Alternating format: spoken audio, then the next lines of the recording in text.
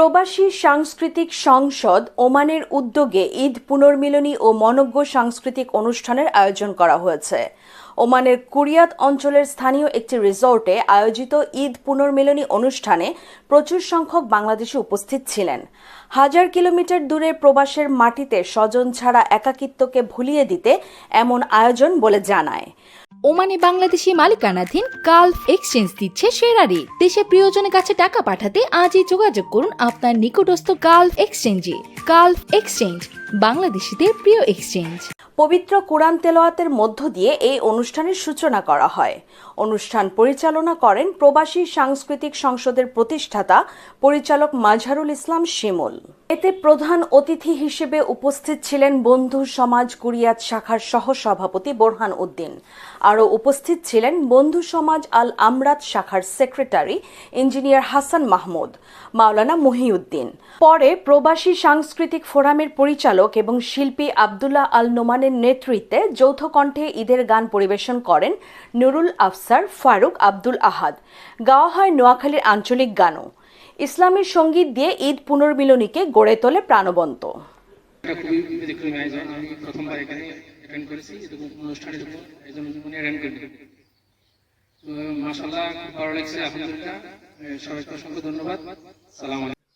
মহান রবের শুকরিয়া আদায় করি, যিনি আমাদেরকে একটি মাস সিয়াম সাধনার পর আমাদেরকে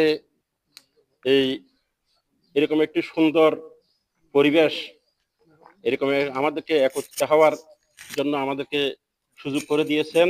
আমি শুধু এতটুকু বলবো, কবি নজরুলের সেই কথার আলোকে, যতদিন না ঈদরাতে কায়েম হবে খোদার দিন, কিসের ঈদ কিসের খুশি, এই ঈদ পরিপূর্ণ কি অর্থহীন। মানে পরিপূর্ণ অর্থহীন বলতে তিনি এটাই বুঝিয়েছেন যে ঈদের অর্থ তখনই, ঈদের আমেজ তখনই পরিপূর্ণ হবে যখন সমাজে, রাষ্ট্রে, আন্তর্জাতিক মহলে সর্বাবস্থায় দিনটা কি হবে, কায়েম হবে। কিন্তু আজকে সেই পরিপূর্ণ দিন আমরা পেয়েও পাচ্ছি না। এদিন আমাদের হাতের নাগালে থেকেও আমাদেরকে হাতছানি দিয়ে চলে যাচ্ছে।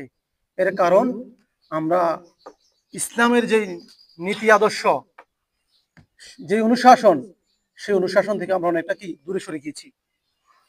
প্রিয় ভাইরা, এখন থেকে কিছুদিন আগেও আমার প্রিয় জন্মভূমি বাংলাদেশে কথা বলার সেই সুযোগ আমাদের ছিল না। ছিল না। আমরা ছিলাম নির্যাতিত, নিষ্পেষিত, অন্ধকার কুঠিরে আমাদের থাকতে হতো। আমাদের দিনের কথা বললে আমাদেরকে কি আঁকড়ে দেওয়া হতো। কিন্তু একটা পরিস্থিতি আমাদের পরিবর্তন করেছে না?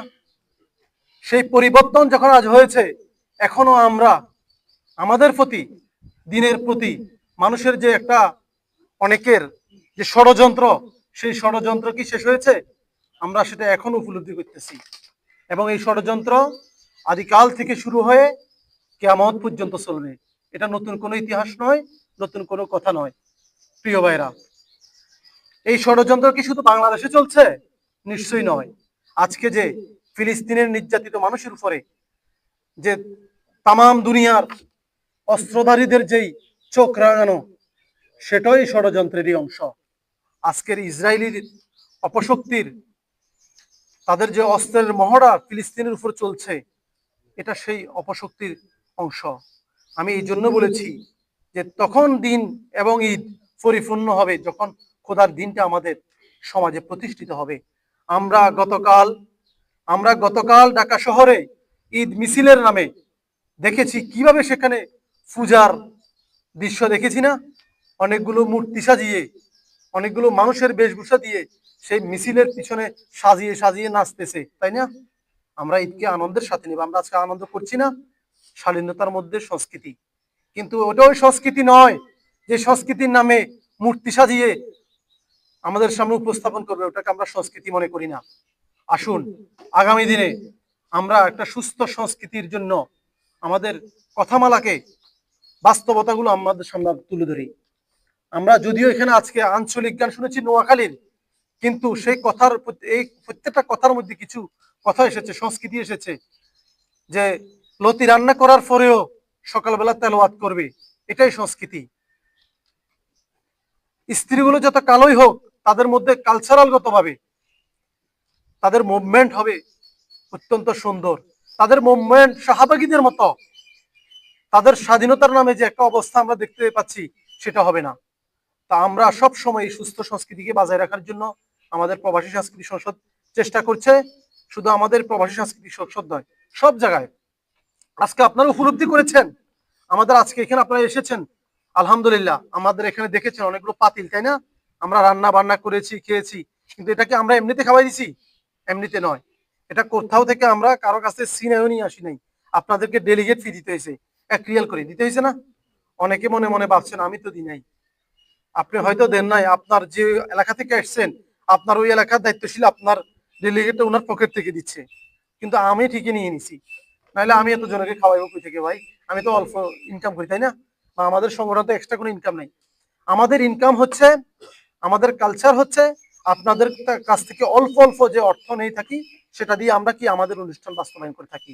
প্রিয় ভাইরা, আমাদের কালচার হবে সব সময়, আজকের নসিহা নয়, আপনাদের প্রতি আমার অনুরোধ, আমরা প্রত্যেকটা মানবিক কাজে, সামাজিক কাজে, সাংগঠনিক কাজে, সংস্কৃতির কাজে, সেটা যদি ইসলামীর আলোকে হয় সেখানে আমাদের পার্টিসিপেন্ট থাকবে, তাই না? ইনশাল্লাহ আমরা কখনো অন্যায়কে প্রশ্রয় দিব না। আমরা আল্লাহর আদেশ এবং নিষেধকে অবশ্যই মানতে চেষ্টা করব এবং আমরা সুস্থ সংস্কৃতি বিকাশে আমাদের যার যার অবস্থান থেকে অবদান রাখতে চেষ্টা করব। আজকে বাংলাদেশে ইসলামের যে গণজোয়ার উঠেছে, আমি আমার জায়গা থেকে, সকলের জায়গা থেকে চেষ্টা করব এই গণজোয়ারে আমিও যেন সামিল হতে পারি, সত্যের সৈনিক হইতে পারি। ইনশাল্লাহ আমাদেরকে আল্লাহ যেন সেই তৌফিক দেন। ওমানে বাংলাদেশি প্রতিষ্ঠান স্টার লাইফ শোরুমে পাচ্ছেন আপনার দেশ ভ্রমণে স্টার গোল্ড ব্র্যান্ডের সকল নিত্যপণ্য।